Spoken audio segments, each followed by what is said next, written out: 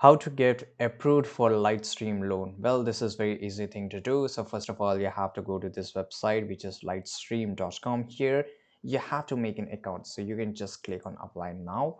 And by the way, if you want to see the rates, then you can see the rates here. So it's easy to find rates. So let's go back for now. And here, first of all, you have go out and select the loan purpose. So for example, it's my home improvement, right? And I just want around for $5,000. I will see my rate here.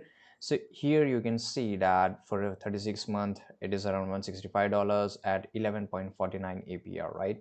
So for example, this is a lowest, which is around for 60 month. So I just want to apply for it.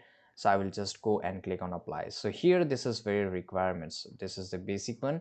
So to qualify, you have to have a good credit card. If you don't know that whether if you have a good credit or not, just right click and open it up and it will show you. So you can just read it that whether you are eligible for a good credit or not. If you're right, then including sufficient income and assets to support your existing debt obligations and request loan amount. To apply, you need to acknowledge receipt of statement of use of electronic records. So you can just click on it, you can just view this information here, and basically you need to print it out and you can just read that.